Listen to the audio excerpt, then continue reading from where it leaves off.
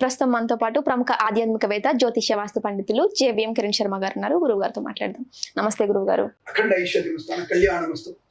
గురువు గారు, ఏప్రిల్ 20వ తేదీన అక్షయ తృతీయ విశిష్టత ఏంటి గురువు గారు? ఆ రోజు మనం అసలు ఏం చేయాలి? అక్షయ పుణ్య ప్రాప్తి కొరకు, అంటే పుణ్య ప్రాప్తి అక్షయంగా ఉండడానికి. ఓకే, అక్షయ పుణ్య ఫల ప్రాప్తి అని చెప్తారు. అంటే మనం పుణ్యము అంటే ఏమిటి? జపము. నువ్వు అంతా జపం చేసుకుంటే ఆ రోజు 1000 పెరుగుతుంది. అంటే ఆ రోజు కనీసం పొద్దున్నే స్నానం చేసి శుభ్రంగా భగవన్ నామస్మరణ జపం, ఓం నమో భగవతే వాసుదేవాయ, నమ శివాయ, నీకు నచ్చినటువంటి దేవత యొక్క స్తోత్రం చదువుకోవడం, తల్లిదండ్రులను పూజించిన వారికి, తల్లిదండ్రుల పాదసేవ చేసిన వారికి, ఆ రోజు వాళ్ళ కాళ్ళు కడిగిన వాళ్ళకి, పశువులకి పక్షులకి నీళ్లు ఇచ్చిన వాడికి అద్భుతమైనటువంటి ప్రయోజనం ఉంటుంది. ఈ అక్షయ తదియ అనగానే చాలా మంది వచ్చేసి బంగారం కొనండి అని చెప్పేటువంటి ఒక టాపిక్ బయటకు వచ్చేసింది. ఇది దుర్మార్గమైనటువంటి మాట. అదేంటంటే కొంతమంది దౌర్భాగ్యపు వ్యాపారస్తులు, అంటే స్వర్ణకార వ్యాపారస్తులే చెప్తారు డైరెక్ట్. భయం ఎందుకు నాకు? ఈ స్వర్ణకార వ్యాపారస్తులు చెప్పినటువంటి దౌర్భాగ్యపు మాటలు, దాని ఆ రోజు బంగారం కొంటే అక్షయం అయిపోతుంది, మీరు కొంటే మీకు 100 అవుతుంది, నేను కొంటాను 1 తులం బంగారం, నాకు నెక్స్ట్ ఇయర్ కల్లా 10 తులాలు అవుతుంది అని చెప్పేసి ఆ సర్టిఫికేట్ ఇస్తారు వాళ్ళు నాకు. అంటే వాళ్ళంటారు మేడే నీతో చెడ్డి హోమం చేయించుకుంటా, నెక్స్ట్ ఇయర్ కల్లా మాకు 1 కోటి రూపాయలు వస్తాయా? 1 కోటి రూపాయల పుణ్యఫలితం వస్తుంది కనీసం. బంగారం కంటే పుణ్యఫలితం ఎందుకు వస్తుంది నాకు? ఒక యజ్ఞము, యాగము, తపస్సు వల్ల పుణ్యప్రాప్తి కలుగుతుంది. ఆ పుణ్యప్రాప్తి వల్ల ప్రయోజనం ఉంటుంది. దానివల్ల మనకు పుణ్యం అవుతుంది. అది నీకు, నీ సంతానానికి, నీ భార్యకు, నీ భర్తకి, నీ పిల్లలకి వృద్ధి పొందుకునే పుణ్యఫలం ఉంటుంది. కాబట్టి అక్షయ పుణ్యఫల ప్రాప్తి కలిగించేది కనుక ఆ రోజున అక్షయ తృతీయ అన్నారు. అక్షయం అంటే ఏమిటి? క్షయము కానిది. క్షయం అంటే ఏమిటి? తరిగిపోనిది. అక్షయము అంటే తరిగిపోనటువంటిది అర్థం. అటువంటి దాంట్లో ఏమిటి ముఖ్యం అంటే ఈ యొక్క సమయంలో మనము తప్పనిసరిగా నీటి వసతిని అందరికీ ఏర్పాటు చేయాలి.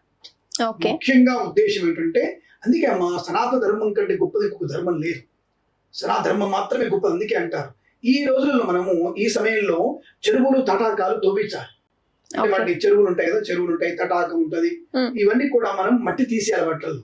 ఎందుకు? రేపు వచ్చేటువంటి సమయంలో మనకి వర్షకాలం, వాటి నీటి సమృద్ధి కొరకు మనం ఇప్పుడు ఆ గుంతల్ని మట్టి బయటికి తోసేసేయాలి. అంటే నీటి వసతి కొరకు ఏర్పాటు చేయాలి. రెండవది, ఈ రోజున ఉదకుంభ దానం. ఒక మట్టి కుండలో, అంటే ఒక కూజ లాంటి కుండలో నీళ్లు నింపి ఒక సద్బ్రాహ్మణుడికి దానంగా ఇవ్వాలి. ఎందుకంటే బ్రాహ్మణుడికే దానం ఎందుకు ఇవ్వాలి? చూసావా, జాతీయ అహంకారం, కుల అహంకారంతో మాట్లాడుతున్న కిరణ్ శర్మకి టైటిల్ పెడతారు వాళ్ళు.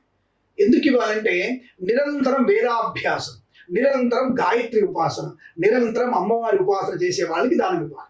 అందుకే సద్బ్రాహ్మణుడికి, దమ్ము కొట్టి మందు కొట్టే బ్రాహ్మణుడికి ఇవ్వని చెప్పలేదు నేను. గురువులు అలాంటి బ్రాహ్మణులు కూడా ఉన్నారంటున్నారా? ఎందుకు లేదమ్మా, అందుకే కదా మాట వచ్చింది. నిప్పులు తెప్పుకోరాదు కదా తల్లి. అలాంటి దౌర్భాగ్య వ్యక్తులు ఉన్నారు కాబట్టి, చీడపుల్లాంటి ఉన్నారు కాబట్టి కొంతమందికి మనం అనవసరంగా చెడ్డ మాటలు మాట్లాడే స్థాయికి వెళ్ళిపోయాం. ఈ రోజున కులమతాలు లేవురా అంటే 2000 ఏళ్ల క్రితం మమ్మల్ని తొక్కి పెట్టలేదా మీరు? మమ్మల్ని తొక్కి పెట్టారు మీరు, కాబట్టి ఇప్పుడు మీరు తొక్కి పెడతాం, మేము కూడా పూజలు చేస్తాం. చేసుకోవద్దు చెప్పారు. ఒక శుచి శుభ్రత లే, ఫస్ట్ లే, నువ్వు లే, శుచి శుభ్రతగా నువ్వు లే, ఫస్ట్ మంచిగా లేచి శుభ్రంగా లేచి దేవతారాధన చేసుకుంటూ నిరంతరం భగవన్ నామస్మరణ చేసుకుంటూ సత్కార్యంలో నువ్వు పాలు పంచుకో. సద్బ్రాహ్మణుడు నువ్వు మారుద్దని ఎవరుతున్నారు? పుట్టుకతోనే బ్రాహ్మణుడు కాలేగా, నీకు నువ్వు మార్చుకో. నీకు నువ్వు మారితే నీ యొక్క DNA మారిపోతుంది. నీ DNA వల్ల మంచి పుత్రులు అవుతారు. ఆ పుత్రులకి మంచి ప్రయోజనం కలిగేటువంటి వాక్చాతుర్యం ఏర్పడుతుంది. ఆ వాక్కు వల్ల వాళ్ళు సంస్కృతం నేర్చుకోగలుగుతారు. ఆ సంస్కృతంతో దైవారాధన చేయగలుగుతారు. ఆ దైవారాధన పరిపుష్టం అవుతుంది, నీ వంశం తరిస్తోంది. ఎవరుద్దన్నారు కాదు, మంత్రాలు చెప్పరు మాకు, ఎవరు చెప్పరని. నువ్వు ఫస్ట్ ఆఫ్ ఆల్ నువ్వు మానే, అవన్నీ నీ ఇంటి నుంచి మొత్తం మానేయాలి. నీ ఇంట్లో ఉన్నటువంటి ప్రతిదీ మాంసాహారము, మద్యపానము, ఒక పద్ధతి, ఋతువు వచ్చినప్పుడు పక్కన ఉండడము, ఇవన్నీ ధర్మశాస్త్రంలో ఉన్నాయి. అవన్నీ పాటిస్తే నువ్వు వచ్చి హాయిగా నువ్వు చేసుకో. నువ్వు ఎవరిదేవతని నిన్ను ఒక సుస్వరమైనటువంటి మంత్రోచ్చారణ చెయ్యి. సస్వరంగా ఉండాలి, స్వరం లోపం లేకున్నటువంటి మంత్రం చదువుకోవాలి.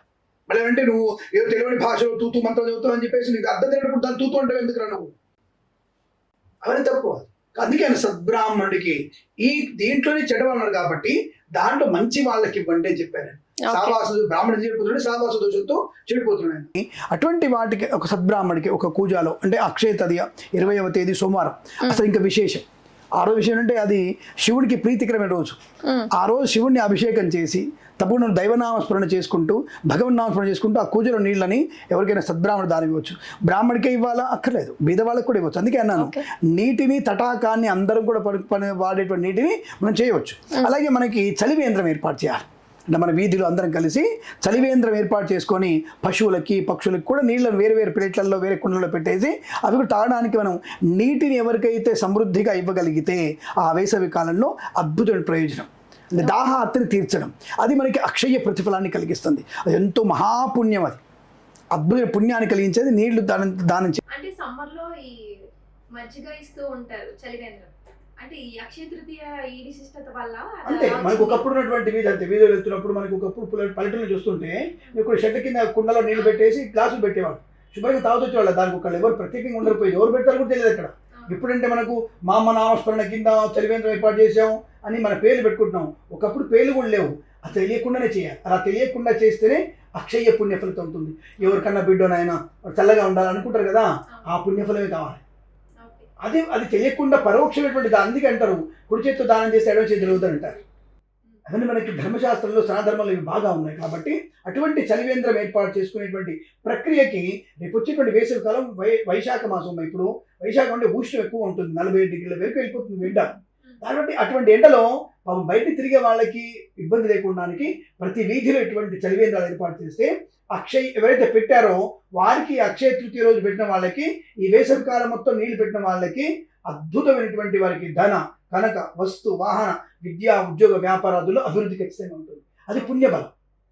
అటువంటి అక్షయ పుణ్య ఫల ప్రాప్తి కొరకు మనం ఇప్పుడు అక్షయ తృతీయ రోజున ఉదకుంభ దానం చేసుకోమని చెప్పబడింది తప్ప బంగారం కొనండి, వెండి కొనండి, వస్త్రాలు ఇవ్వండి అని చెప్పలేదు. నీళ్ళతో పాటుగా ఎవరికైనా బీదవారు ఉంటారు, బ్రాహ్మణుడు ఉంటాడు, వారికి కూడా మీరు తప్పకుండా పప్పులు ఉప్పులు స్వయంపాక బియ్యము కూరగాయలు దానం ఇవ్వడం తప్పేం లేదు. అటువంటి దానం ఇవ్వడం వల్ల మనకి మంచి ప్రయోజనాన్ని పొందుకునే అవకాశం ఉంటుంది. దానివల్ల మనకి అద్భుతమైనటువంటి ఆర్థికంగా కానీ జ్యోతిష్యపరంగా జాతకాల ప్రకారం కూడా మంచి ప్రయోజనాన్ని పొందుకునే అవకాశం ఖచ్చితంగా ఉంటుంది చెప్పవచ్చు.